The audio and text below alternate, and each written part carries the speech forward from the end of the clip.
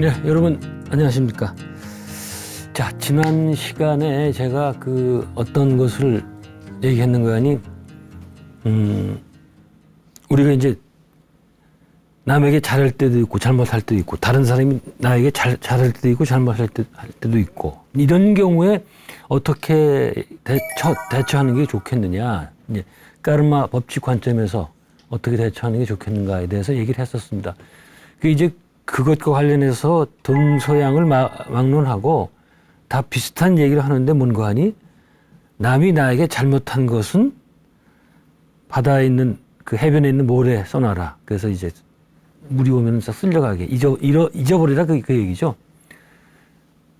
그렇지만 남이 나에게 잘한 것은 대리석에다 써서 잊어버리면 안 되겠다. 이제 주로 이제 이런 얘기들이 많이 되어 있었죠.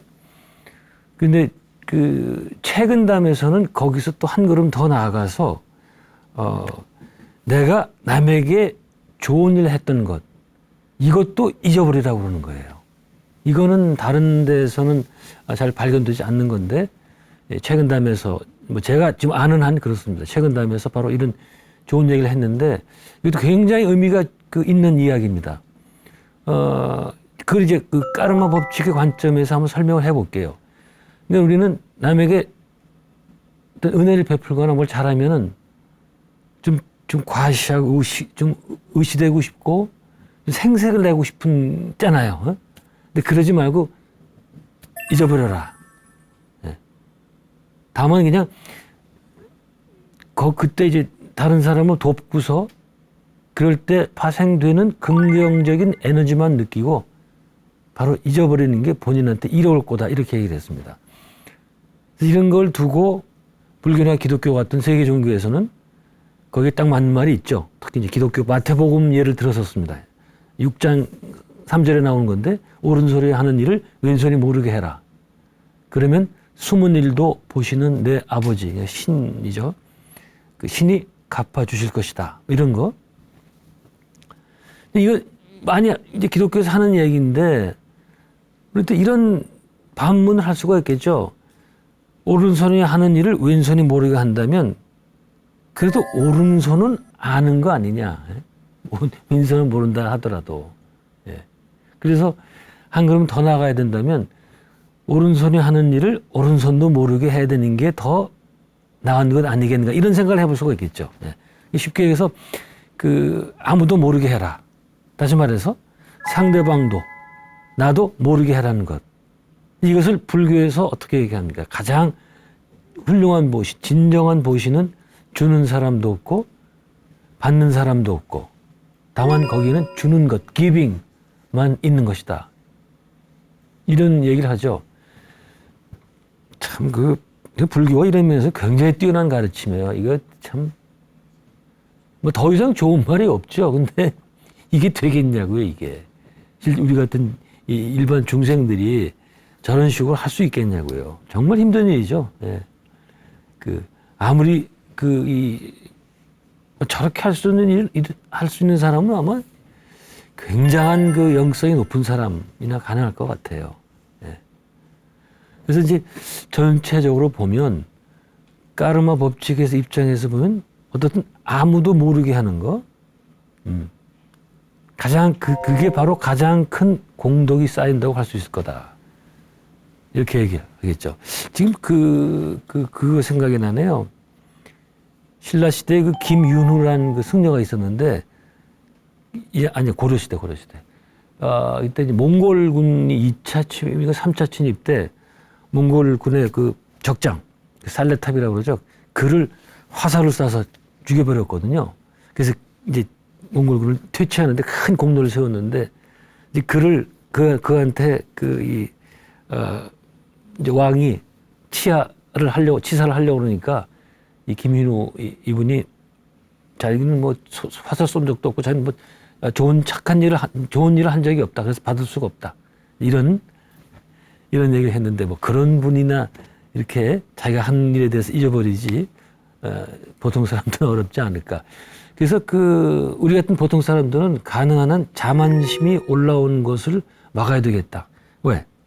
내가 뭘 해놓으면은 좋은 일 뭐 하나 뭐 집에서 뭐 식구 뭐 자기 아내나 남편에게 좋은 일 뭐 자식들에게 좋은 일 하면은 뭐 그러잖아요. 이게 내가 해서 막 이렇게 떠벌리는데 이런 것들 때문에 자만심이 올라오는 것을 좀 막는 게 그 정도가 우리한테 맞는 그 수준이 아니겠는가. 예. 그래서 여기서 이제 그 인도 사상에서도 같은 얘기를 하는데 제가 한번 언젠가 그런 얘기를 했었죠. 우리가 그 도를 실천할 때 가는 그 길이 세 가지가 이제 인도에서 세 가지로 나눈다고 그랬었죠. 예? 우리가 수행할 때 첫 번째 지나나 자나 요가 해서 이 지혜를 닦는 요가. 이때 요가라는 건 이제 다리 들고 막 남기고 이런 게 아니라 하나의 길이라는 길. 예. 두 번째는 헌신의 요가, 박티 요가.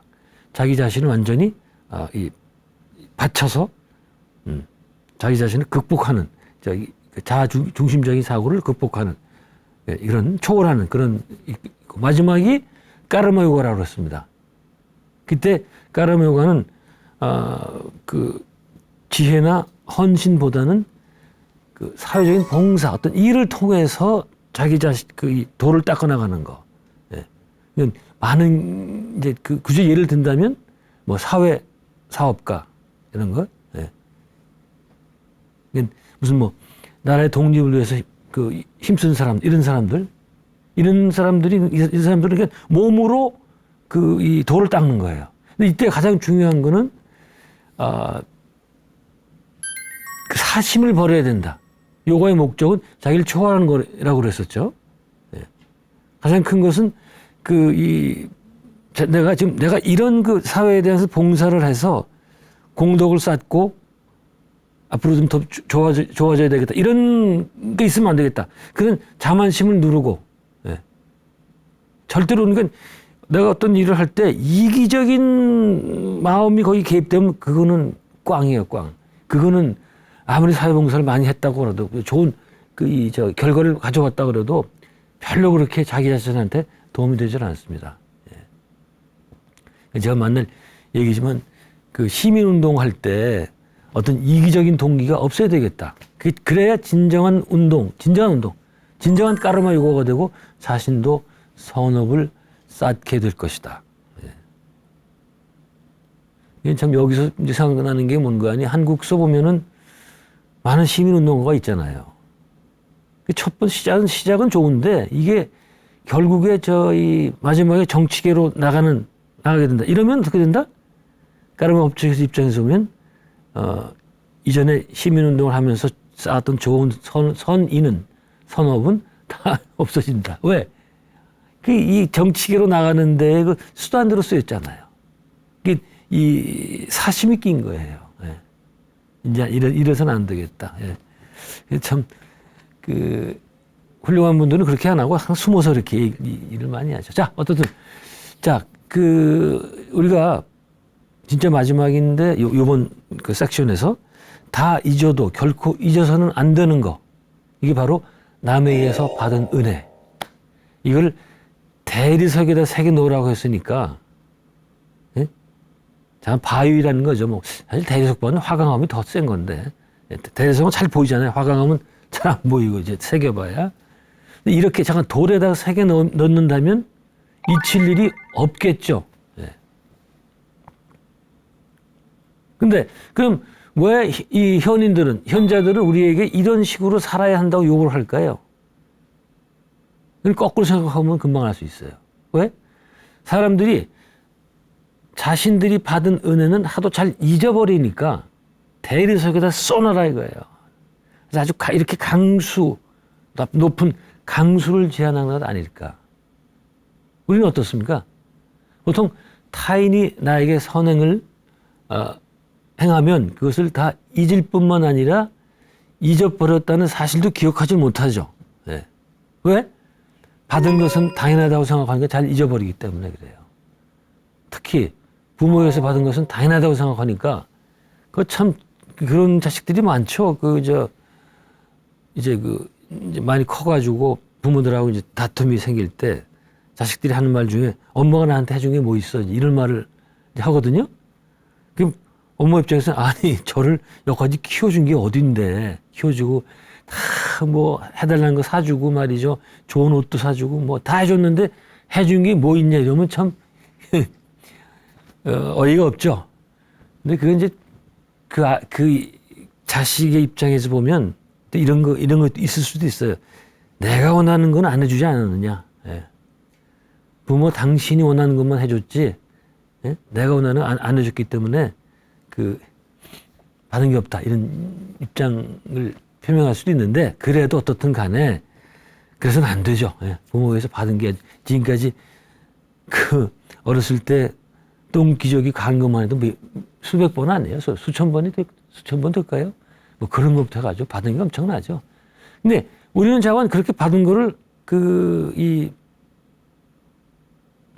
잊어버리는 게, 특히 부모에게서 받은 건 당연하다고 생각하니까 이제 그렇게 된다는 거죠. 예? 부모에게서 받든 누구에게서 받든, 예? 남에게서 받은 은혜는 반드시 기억하고 되갚아야 한다. 이렇게 강조를 합니다.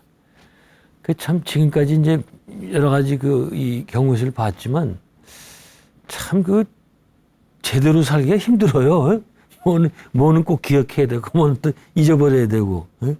참 제대로 그만큼 산다는 게, 이 사바세계 산다는 게 그렇게 어려운 거라고 얘기할 수가 있겠습니다. 네. 자, 위에 이야기 말이죠. 남에게 남이 나에게 잘해준 것을 꼭 기억해야 된다. 이 얘기를 했잖아요. 근데 이 이야기를 반대로 해석할 수도 있겠다. 뭐 해석은 얼마든지 할 수 있습니다. 자, 보면 까르마 법칙에 따르면 내가 지금 남에게서 은혜를 입잖아요. 그건 까르마 법칙을, 지금까지 우리가 배웠던 까르마 법칙을 적용해서 보면, 그거는 내가 이전에 언젠가 그 사람에게 해준 것을 도로 받는 거에 불과한데 굳이 내가 감사할 필요가 있느냐, 또 되갚을 필요가 있느냐, 이렇게 얘기할 수가 있겠죠. 그렇죠? 이게 충분히 이거는 가능한 변론입니다. 근데 이건 절대 틀린 말이 아니에요. 맞아요. 이건 맞아. 내가 지금 어떤 남에게서 은혜를 받는다면 그것이 분명히 내가 이전에 잘했던 선행에 대한 이 보답으로서 받는 거예요. 그런데 거기서 나 받았으니까 난 잊어버리겠다, 이렇게 해석한다면 이것은 까르마 법칙을 1차원적으로 혹은 평면적으로 해석하는 거에 불과하겠다. 이게 참 사람들이 많이 오해하는 것 중에 하나인데, 예. 까르마 법칙의 적용은 그런 차원에서 그치면 안 되겠다. 자, 굉장히 오래전에 한번 그런 얘기 했었죠. 인도가 이게 저게 안 되는 게, 발전이 안 되는 게 모든 걸 그냥 업보로 생각하니까, 언타처블 뭡니까? 불가촉 천민의 타나면 그게 업보인데 그렇게 살다 가야지 어떡할 거냐? 난 브라만이니까 내 업보고 난 잘났어. 나도 살겠다. 이런 식으로 하니까 사회 변혁도 일어나지도 않고 해서 인도 사회가 잘 안 바뀐다, 그렇게 얘기를 하는데, 저는 그건 바로 까르마 법칙을 1차원적으로 해석하기 때문에 그렇다. 1차원적인 적용이다. 인과관계만 얘기하는 거예요. 근데 여기는 우리 인간 사회는 여기 뭐가 들어가? 그 위에 도덕적인 법칙이 들어가고, 또 이 버전 높일 수 있는, 영성을 높일 수 있는 여러 가지 들어갑니다. 이 인과 차원에서 끝나면 안 되고 1차원적인 적용이거든요. 한 단계 더 업그레이드 할 수 있다. 가령 인도의 언터처블, 불가촉 천민이 있고 이런 계급 사회가 있잖아요. 한 3,000개나 된대요. 세부 계급까지 따지면은. 그걸 그대로 놔두는 게 까르마 법칙을 따르는 게 아니고, 여기서 잘못된 것을 고쳐나가서 내가 이번 생에 영혼이 버전업하고 저 사람도 영혼 버전업시키고, 이게 까르마 법칙이라는 거예요. 제 얘기는. 제대로 따르는 까르마 법칙. 네? 그래서 한 단계, 우리가 모두 한 단계 업그레이드 할 수 있는 그런 기회로 만들어야 하는 게 바로 까르마 법칙이 설명해 주는 거다. 그러니까 아까 얘기를 돌아가면, 남으로 은혜를 받으면, 은혜를 아까 받았다고 그랬죠. 그걸 당연하게 생각하지 말고 그런 상황을 발판으로 삼아서 자신이 영적으로 더 성숙하기 위해서 노력해야 되겠다. 그러니까 내가 은혜를 받으면은, 이걸 가지고 나는 어떤 식으로 나를 더 발전시킬 수 있을까? 그래서 그렇게 이룩한 것을 또 이웃들과 나누려고 노력해야 되고, 이런 여기까지 자기 영혼을 업그레이드 시키고 버전업 시키고, 그다음에 그걸 이웃과 나누고, 그래서 같이 올라가고 이게 바로 까르마 법칙을 진정으로 활용하는 방법이다. 이렇게 얘기할 수가 있습니다. 세상의 모든 것은 이 까르마 법칙도 흘러간다고 그랬죠. 그러니까 그렇게 흘러가니까 가만히 있어도 되는 게 아니고 그렇게 생각하지 말라는 거죠. 자신의 성장을 위해서 끊임없이 노력해야 한다는 거. 이게 바로 까르마 법칙의 요체겠다. 뭐 끝으로 이제 이것과 관련해서 사족 같은 얘기를 한번 더 하면요. 제가 많이 말씀드렸던 건데, 절에 가면 뭐 금강경 1만독, 독송, 1만번 독송, 업장소멸. 그러니까 금강경을 40번 읽으면은 업장이 소멸시킨다. 뭐 그런 것도 있고, 또 사경 해가지고 경전을 쭉 써서 그게 이제 업장 소멸이 되고 뭐 이런 얘기들이 많이 있잖아요. 이제 불가에 보면은. 저는 그거 볼 때마다 저렇게만 되면 얼마나 좋을까 하는 생각은 들어요. 그냥 금강경만 읽으면은 내가 이전에 잘못했던 업장이 다 소멸되고 이렇게 된다면 얼마나 좋을까.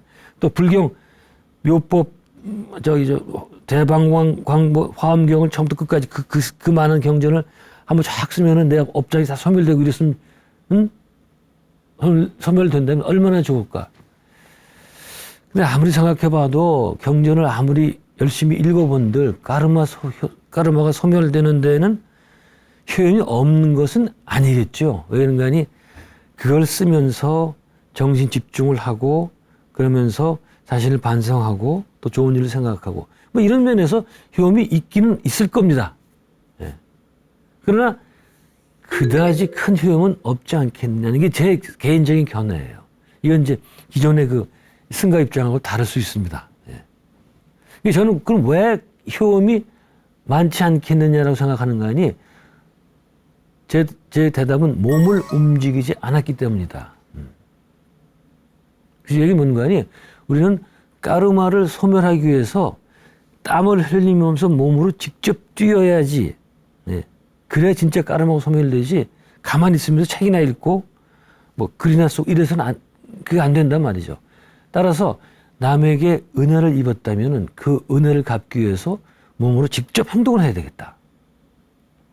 아니, 그렇게 하지 않고요. 내가 누구한테서 이제 은혜를 받았어요.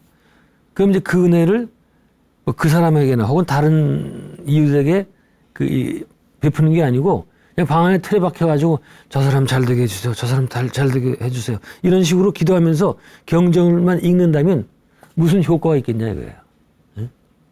이제 다른 예를 든다면 이 사회 변혁을 꾀하는 그 사회 운동가가 사회 직접 나가서 운동을 주도하지 않고 사회 변혁하는 사람들은 나가서 막 싸우고 뭐 그냥 막 하잖아요. 그렇게 하지 않고 방 안에서 사회 개혁서 같은 책을 읽는 것. 네? 그런 책을 계속 읽는 것과 같지 않겠는가. 아무 일도 안 하고 몸으로 하나도 움직이지도 않고 그런 책만 백날 집안에서 읽어봐야 사회에는 아무런 변화도 생기지 않겠다. 그런 생각을 해봅니다. 까르마도 마찬가지 아닐까. 그래서 우리의 까르마를 소멸하는 길은 아무리 수고스럽다고 해도 친히 몸소 나가야 되겠다. 그래서 이 지구학교, 제가 항상 여기를 지구학교로 비유를 많이 했는데 이 지구학교에 사는 게 힘든 거다. 왜? 우리는 학생이기 때문에. 학생이기 때문에 열심히 몸으로 공부하고 또 머리도 몸이니까 쓰면서 공부를 해야 되겠다. 참 계속 드는 생각은 진짜 공짜 점심은 없다. 이건 참 너무나도 자명한 진리겠다. 그래서 노력을 거듭해야 되고 해야 되는데 그렇다고 혼자 가자 가라 그런 얘기는 아니에요. 불가에서 많이 얘기한 것처럼 도반과 같이 가면 훨씬 덜 힘들 거다. 예. 근데 참 도반이 모르겠어요. 도반이 쉽게 구할 수 있을지 찾을 수 있을지 모르겠습니다. 또 그런 도반 말고도 눈 밝은 분을 찾아서 가르침을 받을 수도 있겠죠. 예. 그런 눈 밝은 분은 여기가 아니면 못 만날 수 있거든요. 왜? 그분들은 너무 수준이 높아가지고 이 영혼과 영혼들 만날 때는 못 만난대요. 너무 높아가지고. 근데 지구에서는 그렇지 않다고 그랬죠. 바로 지구학교. 이게 바로 이점이 그건데 여기 학생이라는 기회를 10분 활용해서 살자. 무슨 또 똑같은 이 결론으로 돌아갑니다. 인생의 목적은 뭐다?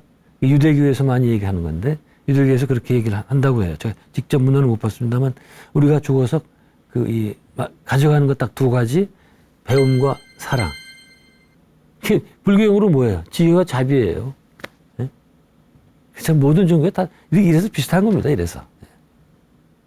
자, 여기까지 되겠고 오늘은 또 제가 이제 지금까지 여러 가지 우리가 일상적으로 쓰는 표현 가운데에서 재밌으면서 동시에 까르마 법칙의 입장에서 볼 때 좀 문제가 될 것 같은 거, 이거에 대해서 쭉 얘기를 해왔죠.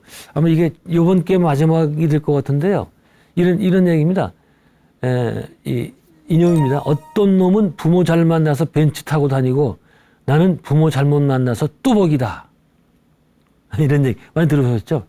어떤 놈은 재벌집에 태어나가지고 돈 많은 집에 태어나서 아무 일도 안 했는데 아버지가 벤츠, 포르쉐, 롬바르기니? 뭐예요? 그게 이름이 기억이 안 나네. 그런 레이싱카 사주고 말이죠. 난 아무것도 없어가지고 걸어 다니게 되고, 부모 잘못 만나서, 잘못 사는 집에 태어나가지고 말이죠. 네. 그래서 저는 이 이야기의 부제를 어떻게 얘기를 잡았는가 하니, 이제 제 생각에 인간은 누구나 자신이 누릴 부는 가지고 태어난다. 이렇게 잡아봤습니다. 네. 이걸 설명을 해보도록 하죠. 자, 지금 제가 인용했던 거, 누구는 벤츠 타고 다니고, 누구는 뚜벅 걸어 다니고, 11호차 타고 다니고. 이 문구는 듣기에 따라서는 섬뜩할 수도 있겠죠. 그렇지만 우리 주위에서 심심치 않게 들을 수 있는 이야기입니다. 그러니까 이 이야기를 통해서 추정해 보면 사람들은 자신의 탄생과 관계된 상황이 자신과는 무관하게 생긴 것이라고 여기는 것 같아요. 다시 이제 아까 그 얘기에 적용을 하면 어떤 놈은 팔자 좋게 부잣집에 태어나 벤츠를 선물로 받는데 나는 가난한 집에 태어나가지고 걸어다니고 지하철이나 타는 신세가 됐다 환탄한다. 이게 전부 이제 우연적으로 발생한 거라고 생각을 하죠. 그러나 이것도 역시 제가 계속 얘기입니다. 까르마 입장에서 볼 때 과연 이게 우연이겠느냐. 자, 여러분 이제 답 아시겠죠? 이번 생 하나만 놓고 보면 우연입니다, 이거는. 그렇죠? 내가 태어난 거를 처음부터 부모가 가난한 거 어떡할 거예요? 처음부터 부모가 부자인데 어떡할 거예요? 태어나봤더니 내 부모가 부자고 말이죠. 혹은 가난하고. 아니면 그 중간이 더 많겠죠. 예. 어쨌든 그런 가운데 하나인 집에 태어났겠죠. 예. 그러니까 이런 입장에서 보면은 우리는 내 의사와 관계없이 이 세상에 내동댕이 쳐진 존재로 보일 수가 있겠다. 그래서 제가 몇 주 전인가 한번 이제 어떤 이야기를 검토할 때 이런 이야기가 있었죠. 자식들이 부모에게 불평하면서 누가 나 달라고 했어? 왜 책임도 못 질 거면서 왜 나를 낳았대? 응? 이렇게 얘기한 것과 의미적으로 상통하겠다. 이렇게 볼 수가 있습니다. 여기서 이 영화가 하나 생각이 나네요. 여러분도 많이 보셨을 것 같은데, 가버니움. 2019년에 나온 영화인데요. 이 가버니움이라는 것은 뭔가 하니 이스라엘에 있는 한 마을인데 예수가 많은 가르침과 기적을 행했는데 회개하고 믿지를 않아가지고 아주 몰락한, 쫄딱 망한 그런 마을 이름을 가버니움이라고 그런데 저는 가보지도 않고 그냥 책으로만 본 얘기인데 그래서 가버니움을 신도 버린 땅이라는 의미라고 그렇게 얘기를 하더라고요. 네. 근데 이 영화가 아주 재미나죠. 실화를 바탕으로 만들어져 가지고 당시 세간으로부터 많은 주목을 받았습니다. 레바논 내전 때 생긴 일인데 여기 레바논, 시리아는 참 이쪽은 내전이 그칠 날이 없죠. 제가 조금씩 소개는 해드렸는데 전부 이 종교 때문에 얽혀 있었고, 그 다음에 미국과 소련, 러시아의 이제 그 갈등 문제, 거기다 또 뭐 크루드족 같은 또 민족적인 이게 뒤섞여가지고 아주 그 힘든 그때라고는 내줬는데 지금은 모르겠어요. 그 진정이 됐는지. 잠깐 그때 그 내전 때문에 온갖 고생을 하게 된 12살 난 주인공이 자신의 부모를 법원에 고소를 한 사건이에요. 이게 실제로 있었던 일입니다. 왜? 부모 때문에 이 세상에 공연이 태어나가지고 고생만 하고 있으니까 그 죄를 법정에 물은 거예요. 이런 못 사는 집에 태어나서 고생하는 예는 굉장히 많겠지만은 그런데 그 부모를 고소하는 그런 경우는 참 드물지 않아요? 그래서 바로 그런 독특함 때문에 많은 세간의 관심을 받았고, 그래서 드디어 이제 영화로까지 만들어집니다. 저도 이 영화를 전체적으로 못 봤고 맨날 유튜브에서 이제 10분, 20분짜리 줄인 걸 봤는데, 제가 거기서도 잠깐 보면 그 아이들 어린애 둘이 12살 먹고 동생 하나 있는데, 거기서 그냥 그 고생하는 게 쓰레기통 막 주점 굉장히 대단했어요. 한국도 그랬었죠. 6.25 때 대단했죠. 저한테 매형되는 분은 6.25 때 그 부모 다 잃고, 자기하고 동생만 남았는데, 자기가 이제 절에 잠깐 들어갔다가 황폐된 절이죠. 먹을 거를 찾으러 가겠다고 밖에 나갔다 와봤더니 동생이 죽어 있더라. 제 주변에도 그런 이야기들이 많이 있어요. 이전에 못 살 때 다 그런 얘기죠. 근데 이번 경우는 부모를 고소했기 때문에 이제 재미난 일이 전개된 건데, 그러니까 이 아이의 입장은 누가 옆에 사줘야 하지 않았을까요? 12살짜리가 뭘 알겠습니까? 자, 어떻든 이 아이 입장은 나의 부모처럼 무책임한 사람은 부모 될 자격이 없다.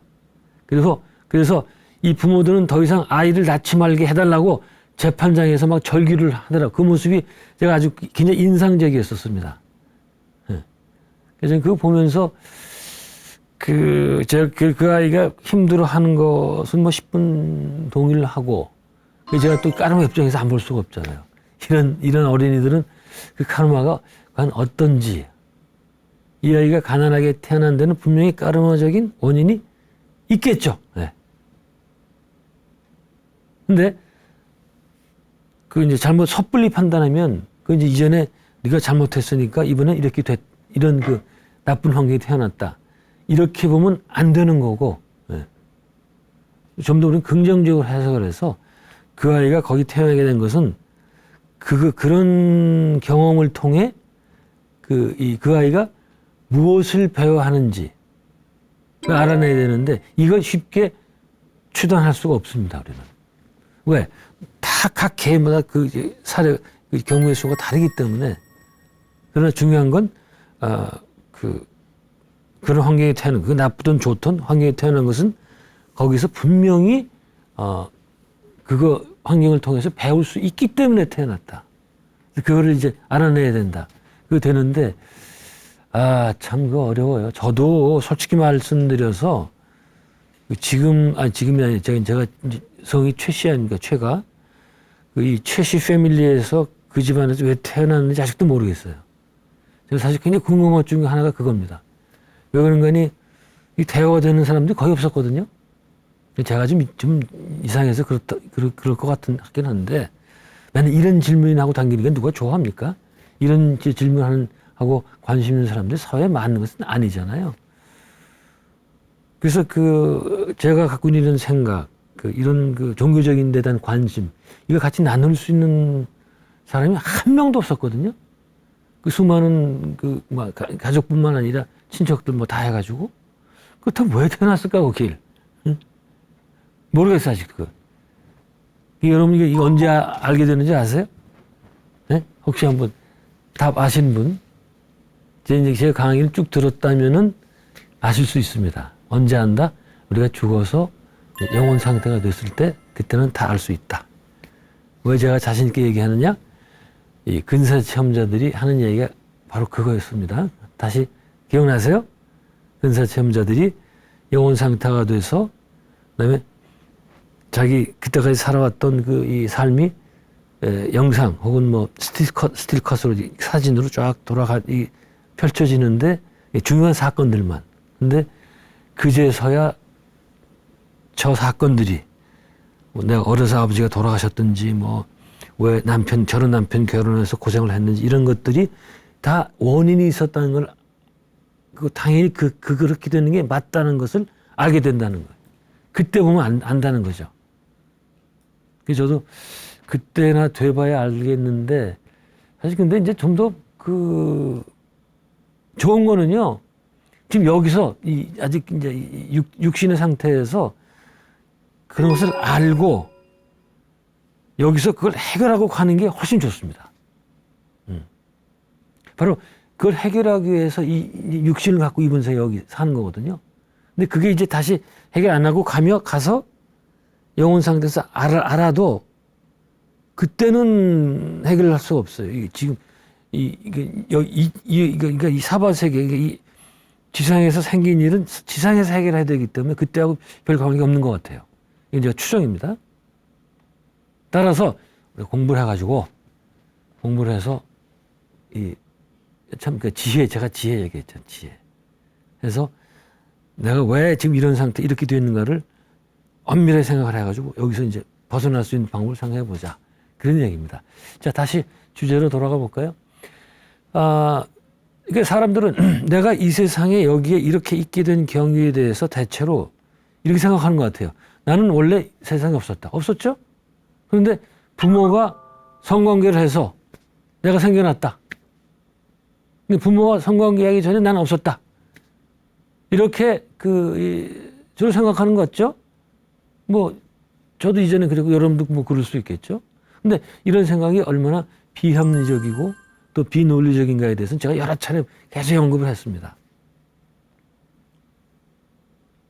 이번에는 좀 다른 각도에서 보려고 하는데 가장 큰 문제는 환원주의, 리덕셔니즘, 환원주의의 오류가 아닐까. 이게 좀 어려운 것 같지? 전혀 어려운 거 아닙니다. 금방 설명드릴게요.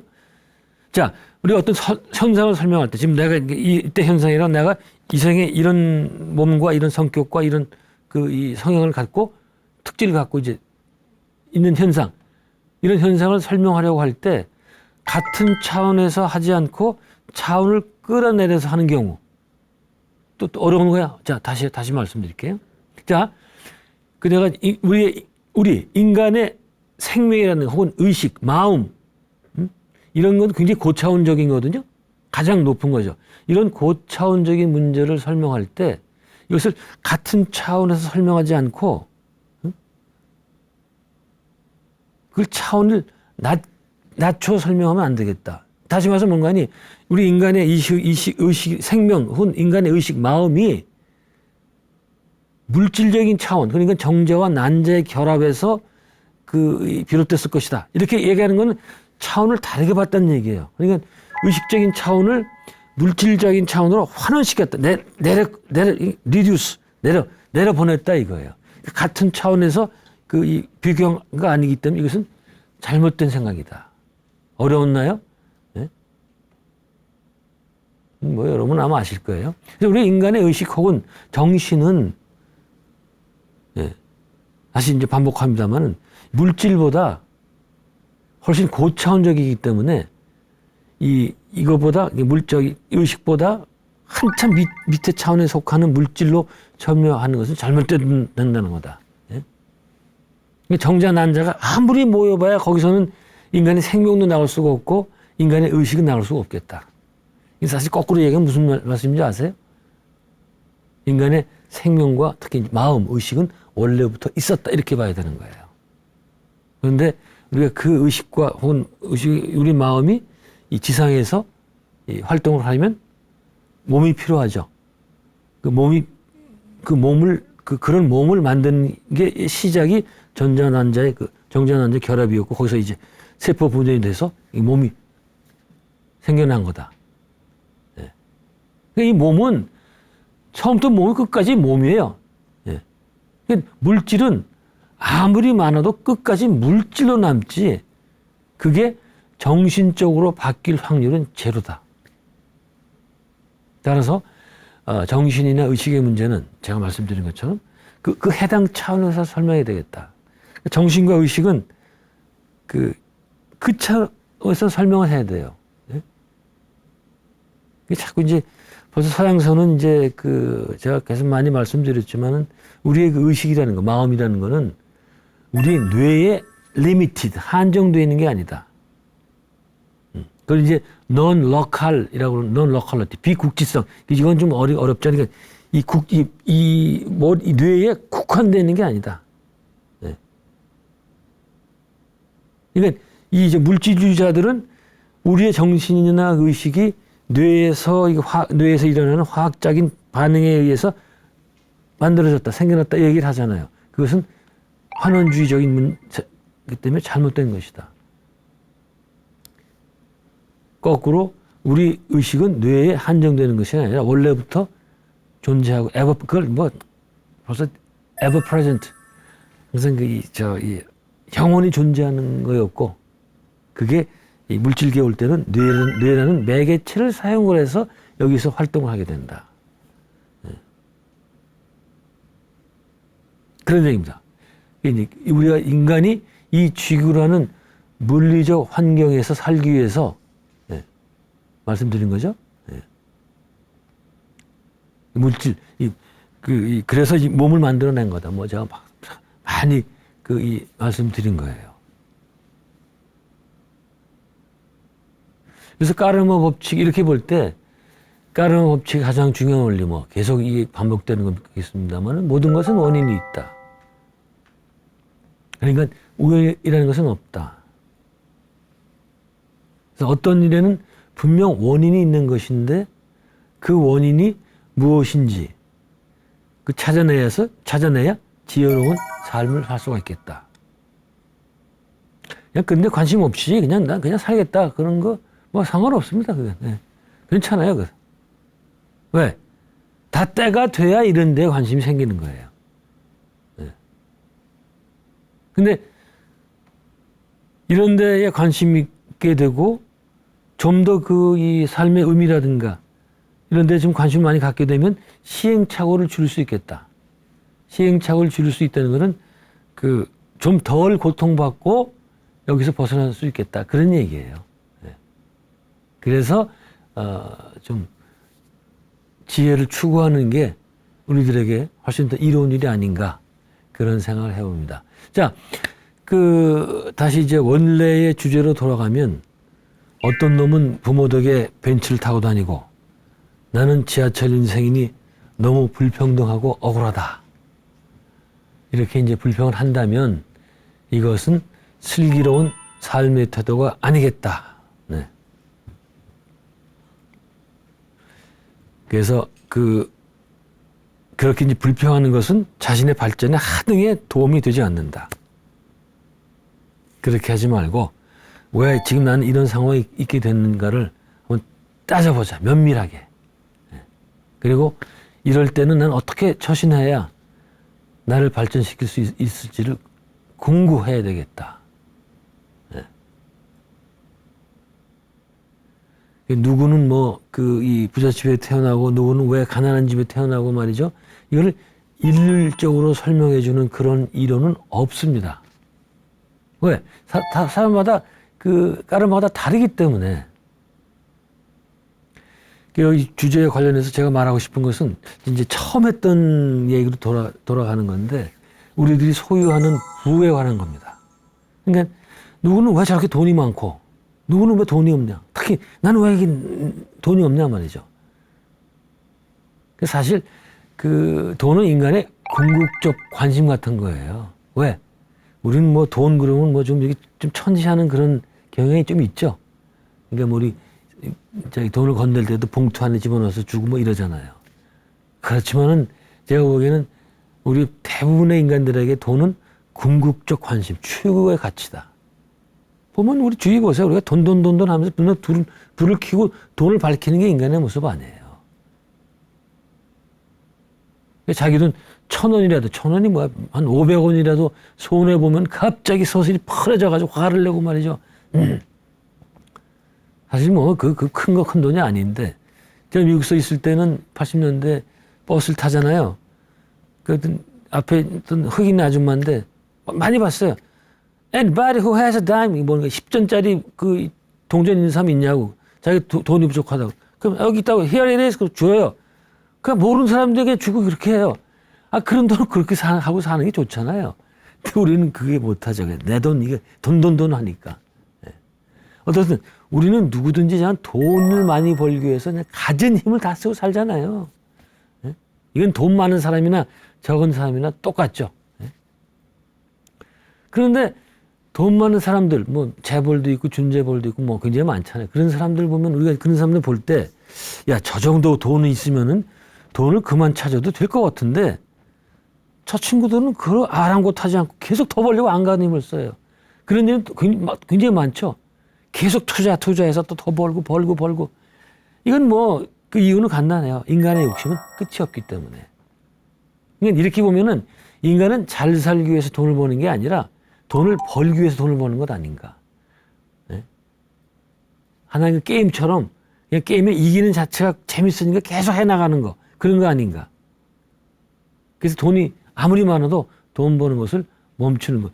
돈 버는 것을 멈추는 사람은 못 본 것 같아. 이게 가끔 있는데 이제 그런 사람들은 이제 도인이죠, 도인. 그래서 우리는 대부분의 우리는 더 100만 원 벌면 1000만 원, 1000만 원 벌면 1억, 뭐 계속 끝이 없어요.